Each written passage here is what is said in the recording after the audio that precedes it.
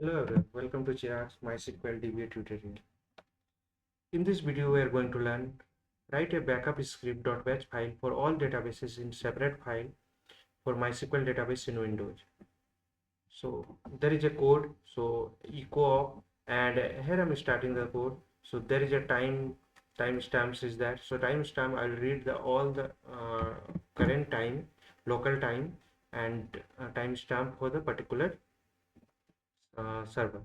So next is DB user. DB user I have a root. So root is the DB user with the rights all the databases. So because I want to just take the backup of the all the databases, so just I'm writing for that, and all the database file with I'll just create the separately means with the database name, and this one is the password. So username password should be correct because you have to initially it will just connect with the database. Next is the error log path. So there is one path on C drive. I have to create this folder. There, there I'll just get all the backup and all the errors. So I'm just creating one folder, and same folder I'll just provide all the backup. So this dump error logs.txt file will be created. If any error log will be there, that this file will contain the error log.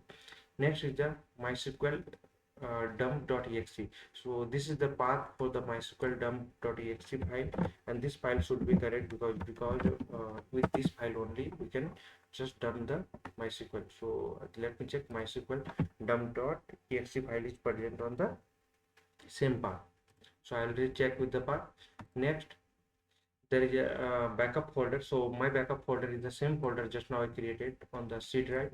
And next is a data folder. So data folder I have on the this path. So let me check, right click on there and let me check the folder. So there is a data folder. On data folder I have all the databases. So data folder contain the databases folder path, and here I have just retained zip folder backup file. So how many days I want to keep the retained backup file. So there is a depend upon the retention policy as per your company. So your company saying you to retention policy is 30 days or 45 days or 60 days or 7 days. As per you can keep here the number. So I've done with all the above settings. Now I'm just switching the data folder. After switching the data folder, here I'm just giving all the backup individual file.sql file for the each, and log file is for .log file.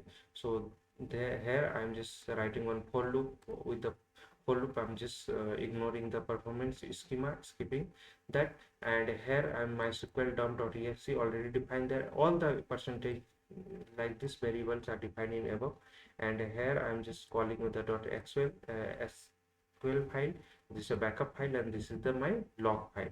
So this is the code, and all the backups when completed I'm just returning to the my directory on the end. So let me check with the file. Go up to here. I'll just copy it, and the code will be available with the site also. Just you can download from there. My backup folder is empty now. Here I'm just going to create one file. So if file extension is not visible for you, then go to the views option, change folder and file option, and here the views, and here just uncheck this one. So you will able to check the extension. So let me create the MySQL.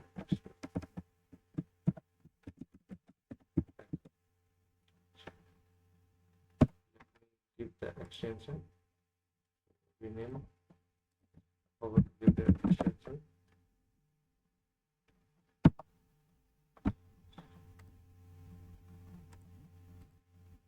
So right click on that, edit. Let me give place all the code. So echo of I'm starting, and last code is copy. So control S, let me right click on that and copy, skipping, and go to the your folder. So all the databases, whatever the databases I have, the databases is created, backup is created. If you have any doubt, then just small databases anyone, then right click on that and just just open with Notepad. So small database, then it will be easily open. So here database is there, and my table structure is there, and whatever the data is there.